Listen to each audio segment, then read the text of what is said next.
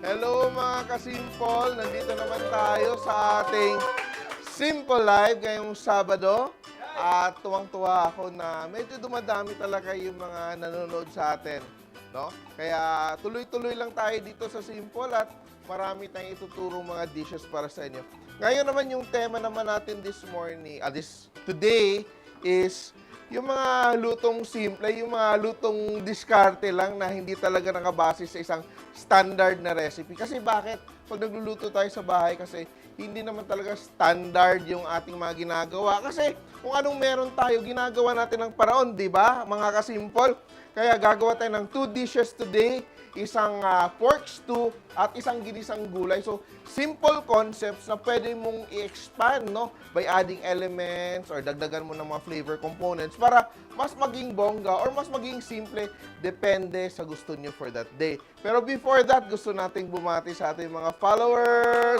Hello! Eto, nagtampo to last week kasi hindi ko nabati.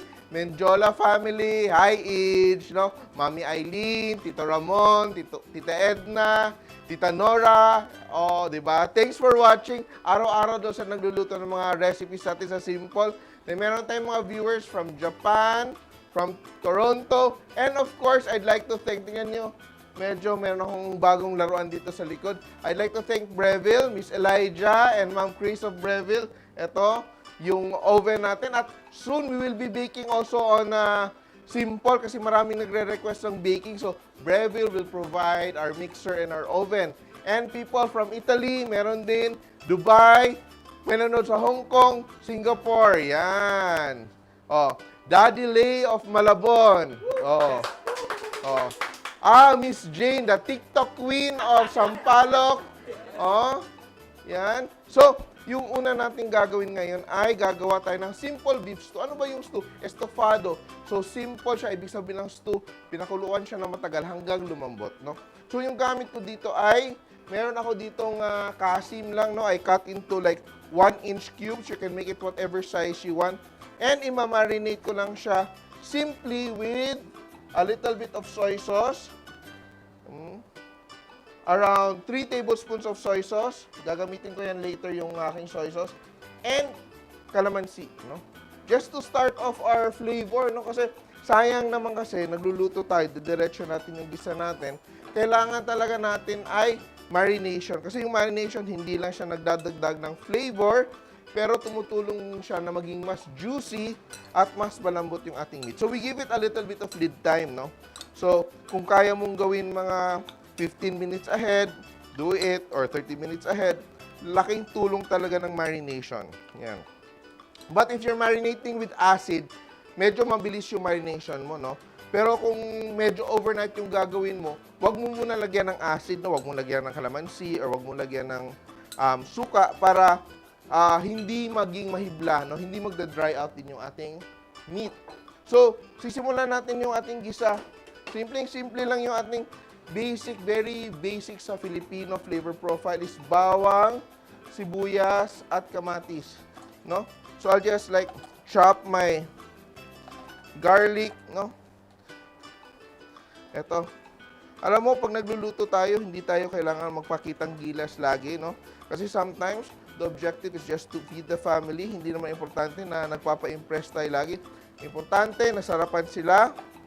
At medyo swak sa budget. Kasi right now, these days, we have to be very conscious of our food cost sa bahay. Kasi medyo mahal na lahat at medyo marami sa atin walang hanap buhay, no? Pero naghahanap pa rin tayo ng masarap. And my mom's watching from Germany. Yan, kachat ko siya kanina. And people from Cebu, mga pinsan ko sa Cebu, oy, kumusta kayo dyan? Oh, I hope you're dealing with the situation. No, medyo very challenging din. So, kamatis. So, meron tayong basic bawang, sibuyas, kamatis. So, I'll just wedge my tomatoes. Ang tanong ng marami, ano ba yung pag naggigisa tayo? Sinasama ba natin yung ating buto, yung seeds ng ating kamatis, or hindi siya sinasama? Ganito yung rule ko. Pag naggigisa ka, dapat isama mo yung kamatis kasi nagdadagdag siya ng linamnam, di ba? Pag kinakain mo yung skin niya, di ba medyo puro asim lang siya? But when you eat it with the seeds, lumalabas yung kanyang linamnam, no? Yung umami. It has an umami effect. Yung ating seeds. So, eto, simulan natin. Oil. Let's start with around 2 tablespoons of oil. Yan. So, gisa-gisa. Alam na natin yung gisa. So, we start off with garlic. So, very traditional yung sistema natin. Unahin natin yung garlic. So, we want the garlic flavor to come out. Yan. Yan, lakasan ko lang yung heat natin. So, when we saute our garlic, kung inunaan na natin yung garlic, what do we want? We want to get that garlic flavor. So, hayaan muna natin. Lutuin yung garlic. Never start with a very hot pan. Kasi pag sobrang init ng ating pan, mangyayari, masusunog siya at magiging bitter yung ating garlic. So, we just wait for it to be a little bit toasted. Kung makikita mo yung on the sides niya, naging medyo brown na siya. Ibig sabihin, ready na yung ating garlic. Yan. So, sauté natin. A little bit more. Malapit na siya. Look at that. Nagiging brown na yung edges niya.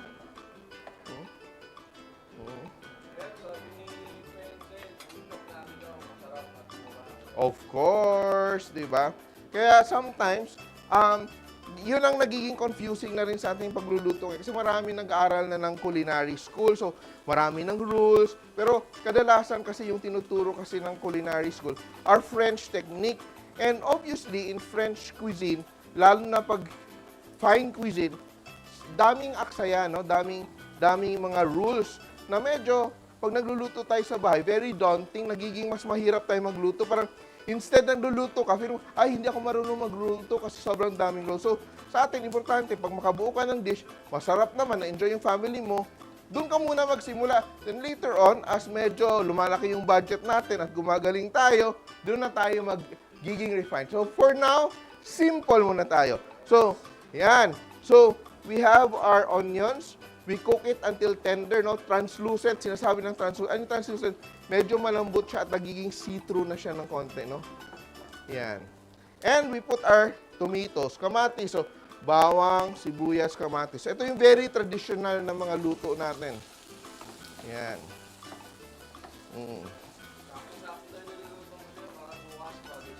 Oh, yeah. Oh. At to very simple to. Sobrang daling gawin. Yan. Stew. Yan. June, watching from GMA, Cavite. Akala ko sa kabilang istasyon. Yan. So, ito yung ginagawa natin. Very traditionally, nagluluto tayo ng gisa. Sabi nila, ang sekreto ay nasa gisa. So, ibig sabihin niyan, ninuluto talaga natin yung ating kamatis hanggang madurog siya. No? Yun ang ibig sabihin nun na nagiging tasty na yung quality niya. Yan. So, antayin natin ng konti while I will prep my other ingredients. Yan. So, meron akong carrots dito. Yan. Yan. So, yung gagawin natin, very simple lang. Yung medyo, no, very random cuts. Hindi natin kailangan perfect yung mga cuts natin. Just random, zigzag mo siya. Yan. Tomatoes natin. And igigisa ko na rin yung ang aking pork. Yan. Ating kasim. Gigisa na natin siya. Little by little. Sauté natin. So once you have that done, lalagay ko na rin yung aking carrots. No? Lalagay ko yung carrots natin para mag-add ng flavor. So, yung carrots natin, hindi lang siyang pangsawag. It's an aromatic, no? It adds flavor and sweetness to our stew. Yan. Ano po ba ang tama, chef? Carrot o carrot? Charots.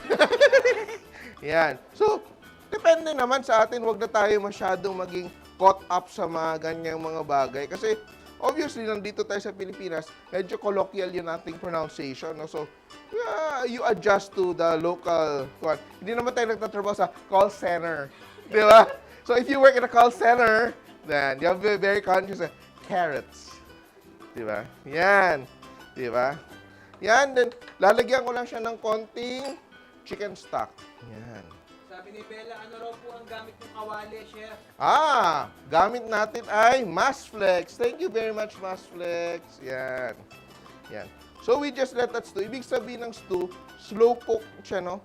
So, gagawin ko dito, tatabi ko, lalagay ko dito sa ako isang pan para tuturo din ako sa inyo na iba. So, usually, di ba, nagluluto tayo ng gusto natin na may tinatawag natin na tomato sauce. Pero, minsan naubusan tayo ng tomato sauce. At sa unang panahon, wala pa namang tomato sauce, di ba? May gumagawa ba ng tomato sauce noong unang panahon? Wala pa. Oy! Hi guys from YouTube. Thank you for watching. Dumadami na rin yung ating mga followers sa YouTube. Thank you very much. Yan. All your comments, good or bad, binabasa namin yan. Don't worry kasi we will address everything, no? Yan. Yan.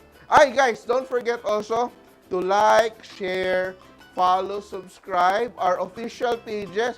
Meron tayong YouTube, meron tayong Facebook, meron tayong Instagram, and may bago tayo, TikTok. Abangan niyo ako, ha? Woo! May TikTok na tayo. So, our TikTok is Lutong Simpol. No? Follow kayo. Gusto ko kasi marami na tayong follower bago ako sumayaw sa TikTok, di ba? Abangan niyo yan. Yan. So, I just allow that to simmer. No? So, yung unang panahon, ang ginagamit nila pang pakulay ng ating mga sarsa, though we're using fresh tomatoes, para kung kulang ng redness, yung ginagamit natin ay chayote, no? Chayote or annatto seed. So, meron akong oil dito. This is around half a cup of cooking oil. It's just being warmed up, no? And lalagyan ko lang siya ng annatto seeds. So, ito siya, di ba, yung gusto mo yung inasal, mapula-pula. Ito yung ginagamit. Gusto mong mapula-pula sa kare-kare, ito din yung ginagamit. So, I just, cook my annatto seeds. Ayaw natin mag-fry kasi nasusunog din siya. What we are doing, we are just infusing the oil with the color, no? So, very mild flavor, pero may parang konting floral notes yung kanyang, di ba, social floral notes, yung medyo mabulaklakin yung aking aroma, no? And once we have that, pwede mo na siyang i-strain at itatabi mo siya para magamit mo later on, hindi naman siya nasisira. But for now, tingnan mo, we will add around a tablespoon or 2 into our stew. Yan. Tingnan mo, nakita natin, sobrang ganda na ng kulay ng ating oil. So, this is the oil we will use. Yan, ito na lang gagamitin ko. Meron akong naka-ready. Yan. And I will just pour it into my pork. Tingnan mo yung pork, ha? Our pork is cooking. And I will add my annatto oil. And di ba kanina sabi ko gagamitin ko pa yung aking soy sauce. Dadagdag ko din yung aking soy sauce para magkaroon siya ng magandang very rich color, no? Yan.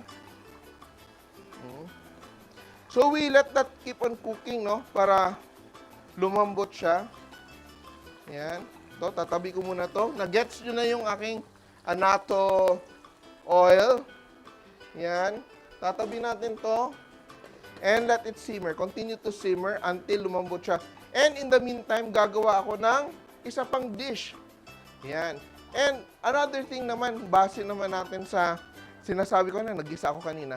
Ngayon, magigisa naman ulit ako kasi sometimes, masyado tayong caught up sa mga terms, sa mga pangalan. Kesyo chop suey siya, kesyo whatever.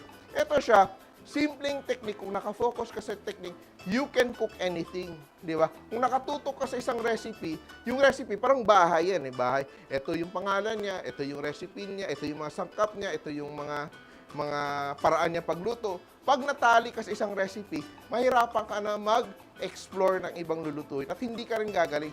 So, you always focus on the method. You always focus on the technique. So, anong technique natin ngayon? Gisa. So, anong gagawin natin? Gagawa tayo ng ginisang gulay. Huwag na natin pahirapan yung self natin kung ano yung specific name niya. Kasi sometimes, basehan natin pagluluto ay kung anong natira sa ref. Di ba? Titingin ka sa ref. Anong kaya kong lutuin? Ito yung kaya kong lutuin. What if nag-request yung recipe ng something very specific? Wala ka. Kasi wala akong bell pepper, hindi lang ako magluto. Hindi lang tayo kakain. Hindi ganon. Dapat yung mind mo should be open to the possibility, pwede to. Ganito yung base ng luto, gigisa ko siya. Ito yung flavor ko. Kaya kong gumawa ng ulam. Kaya niyong magpakain ng pamilya. No? Gisa-gisa tayo. So, prep tayo ng konti. So, again, simulan natin bawang, sibuyas, kamatis. Oh, you're welcome. Yan. So, just garlic. Yan. Again, simple, simple. No, wag na natin pahirapan yung ating sarili. Konting oil. Yan. Yan, oil. And guys, also don't forget to grab a copy of my books. Available pa siya sa Lazada and Shopee. Diskarte sa Kusina and Philippine Cookery, ha? Available pa siya. And I'd like to say hi to Luz Balingit. Yan, suking-suki yan. Halos walang ilang araw, nagpo-post na siya na galing sa Simpol yung recipe niya. So, thank you very much, Sir Tony Maipa. Oh, and si Hello Kitty Diaries, whoever you are. Alam mo, I love Hello Kitty. Yan. One of my favorite characters yan. Di ba? Oh, di ba? Yan. Kaya yung room ko talaga pink. Papakita ko pag nag-TikTok tayo. Hindi. So, onions, again, remember, di ba, pinatoast lang natin yung garlic ng konti. Yan, and we add our onions. Ito yung mga sobrang mga classic na luto na wala namang pangalan. Kaya, if you notice, all the names of our dishes kasi, halos Filipino, it's based on a cooking method. Hindi siya based na inimbento yung pangalan niya. Walang koneksyon ng putahe. Like for example, sinasabi mo, oh, afritada. Hindi kasi siya based on ingredients, based siya on a technique. Ano, pinifritar, fried. Fried muna yung karne bago siya niluluto. Caldereta, caldera, from the caldera, it's a one-pot stew. It's cooked in a stew kasi kailangan siyang palambutin. Diba? Mechado, ano yung mechado? Kasi may meat siya. Or yung meat mo, maraming taba-taba in between. Kasi parang siyang mechado, ba kandila, may meat siya. So everything really has a meaning. Like pag sinasabi mong gisado, ang Spanish kasi, ang meaning ng gisado, hindi siya yung gisa, hindi stir-fry, kundi dish with a sauce, a cooked dish with sauce. Kaya sometimes ako confused tayo din. Maraming iba din na, ito yung ganito yung recipe, hindi ganun yun. Nakabase talaga siya sa technique. Kasi dati, wala namang pinasikat ng mga pangalan. Diba? Kung ano lang yung ginagawa mo. Yan, to. Gigisa natin yung ating... Ay, Alibaba? Alimol. Ha? Ay! Diba? Yan. Oh, Mexico. Wow, social. Diba? So, yung gulay, nalilito na ako sa aking station. So, what we do now is, eto tingnan mo. Ito yung kadalasan na hindi na natin ginagawa ngayon is, meron tayong ulo at yung shells ng ating shrimp. Gagawin natin dito ay, pa-pound lang natin. Meron akong tubig dito. Pound lang natin siya. Yan. So, dito mo i-derive yung flavor ng inyong gulay. No? Ito yung magiging base ng sauce natin. Kaya malasa. Kasi when you're cooking, you take advantage of all the ingredients you have para maging malasa. So, I just put my carrots. Tingnan mo ha. Creative lang tayo. Carrots. Lagyan ko ng konting bell pepper. Yan. Meron akong sayote. Yan. So, eto, ano yung rule natin dito? Unahin mo yung mas malalambot na mga gulay. Huli yung medyo matigas. Medyo malambot, no? So, here, look at that, ha? Toss natin. And yung aking mahiwagang shrimp head juice. Yan mo, nakikita natin. Look at that, ha? Nakikita natin yung katas ng ating shrimp head. Yan. Yun na yung sauce natin. Oh.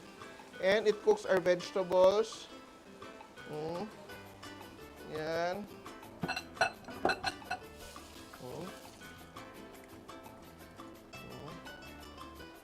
Game. And meron akong hipon dito. No, shrimps. You can use pork. Yan. Titimplahan ko lang siya ng konting oyster sauce. Here. Just around a tablespoon of oyster sauce. And a little bit of soy sauce. Just around a tablespoon din. Yan.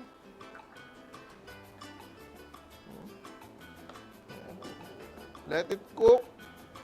Ano daw ang full name mo, Chef Tato? Chef ang first name mo. Oh. Wag na natin tanong yung buo kong pangalan. Ang haba-haba kasi eh. Yan. And I'll just add a little bit of sugar. Sometimes nagluluto tayo kasi hindi naman natin gusto na maging matamis yung food natin. Gusto lang natin magbalanse yung flavors. No? Pwede ba ng chicken? Yes, pwede chicken, pwede pork. Kung beef naman yung gagamitin mo, dapat yung medyo malambot na cuts ng beef. No? So maraming sa fresh options. You can use tenderloin. You can use a nice sirloin. Look at that. And I have my shrimp here. Chop lang natin yung shrimp, no? Kasi yung gamit ko na shrimp dito, mga ilang piraso lang to. 8 pieces of shrimp.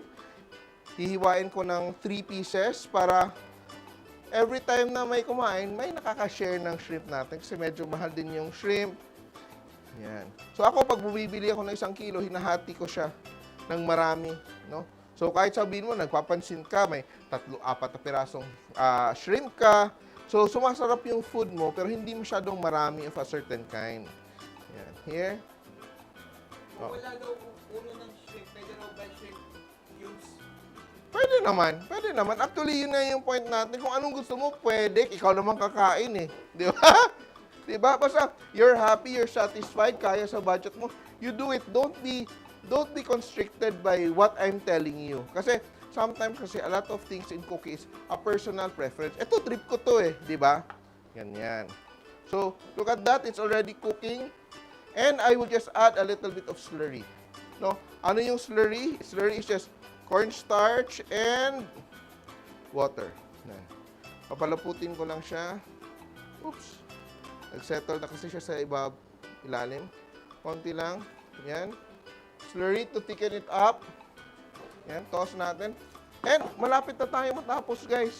So, I just chop up my cabbage. Yan. Tanggalin ko lang yung core niya. And i-dice ko din yung aking cabbage. Yan. So, imagine mo kung sinabi kong chop suey yung linuluto ko, ang dami yung kulang. Sabi, ay, wala akong atay, wala akong ganito, wala akong ganyan. So, whatever you have, you can create a dish. Add ko ng aking konting repolyo. I will add my sitsaro. Yan, sitsaro. Yan, toss everything together. Yan, I think kulang ako ng konting sauce, so konting chicken stock.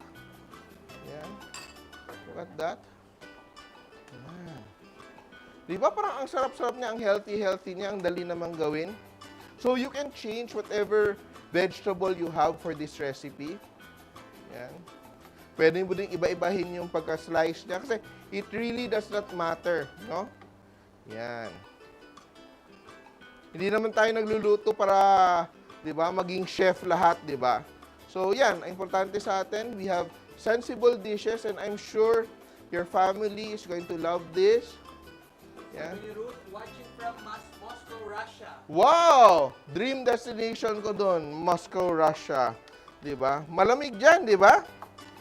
Yan. Black pepper, just a little bit of black pepper. Yan. Luto na itong vegetable. And to just make it more delicious, meron akong konting sesame oil. Ito.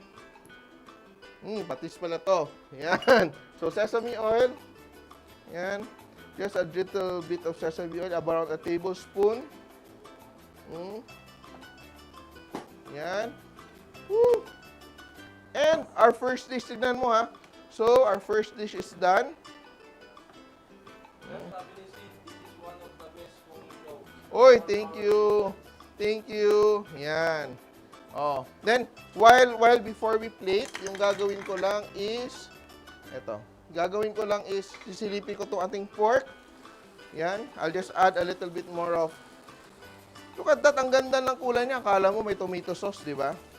Just a little bit more stock. Then, I will add my potato. I'll just dice up my potato. Yan. Hindi siya mahirap gawin. Hindi siya komplikado. Add our potatoes here. Yan, toss natin ng konti.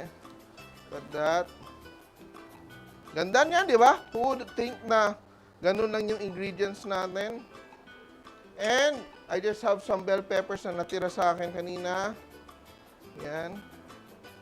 Just cut it into strips. Add it into my stew. Let it cook for another 2 minutes. And I'm going to plate my gulay. Diba?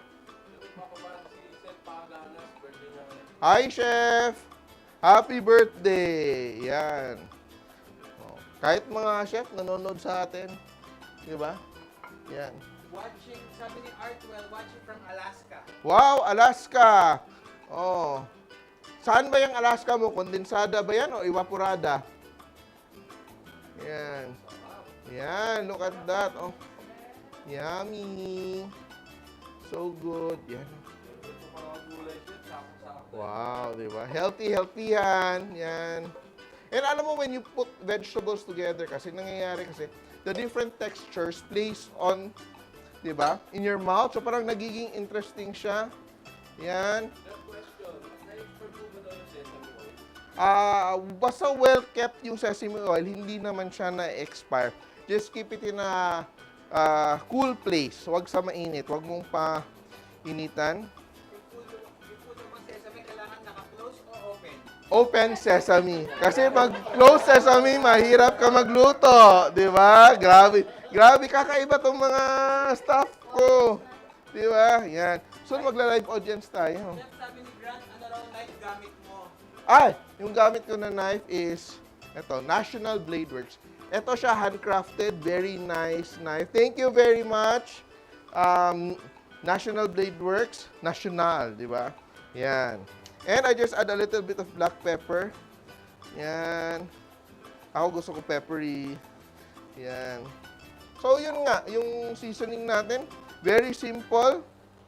Look at that. And just to thicken it a bit, you can cook it much longer, guys, ha, para mas malambot talaga yung pork natin. Gagamitin ko na ito ating spoon. And I add just a bit of slurry to thicken. Sometimes kasi gusto lang natin yung simpleng lasa, di ba? Hindi natin gusto na every time kumakain natin, sumasabog yung lasa ng pagkain natin. Sometimes we just like clean flavors. Na? Sabi ni Di Matulang, bonjour, chef. Watching Oh, from France. wow, bonjour. Yan. And, ready na ba? Ready na ba? Yan. Chef, ready na yung kanin namin, chef. Wow. Daya nyo, ha? Sige. So, I'll just add a little bit more stock. So, tingnan mo ha, nang nagluluto ako, nag-a-adjust ako as I go along. Hindi yung fix yung recipe mo. Kasi, alam mo, nagde-develop talaga yung flavor ng ating dishes. Yan. So, I just let that cook a little bit more. Then, titikman ko kung may kulang siya.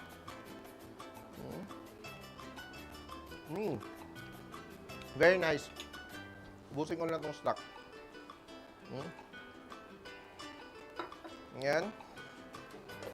Yep. And, wait ha.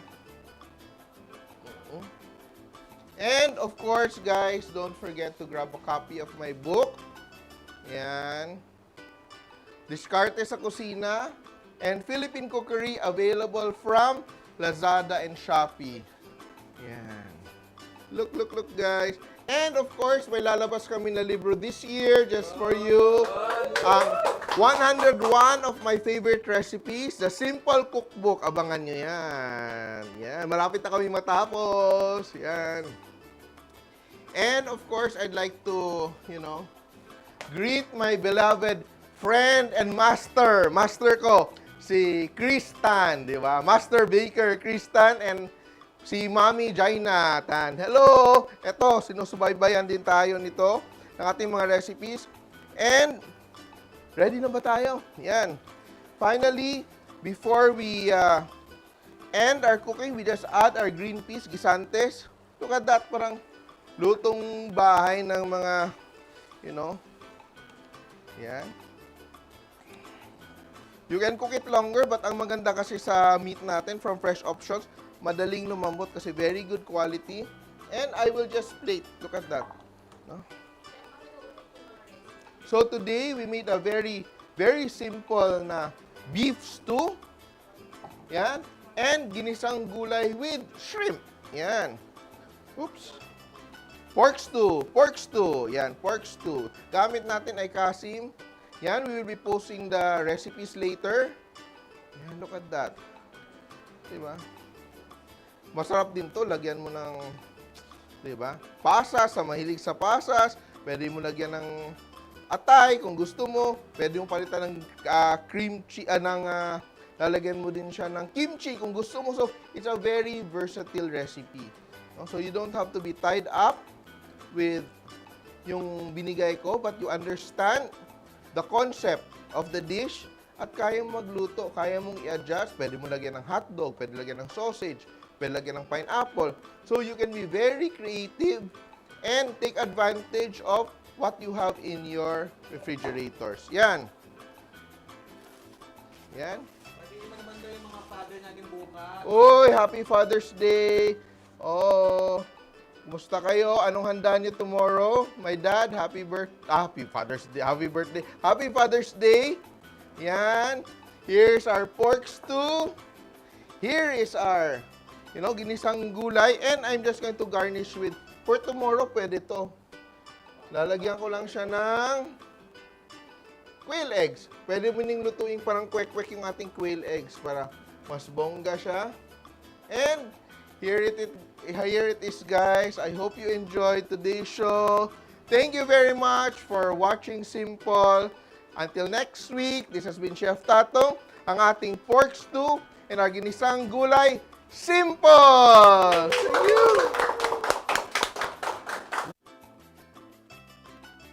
Facebook, Instagram, YouTube, and TikTok. Bye!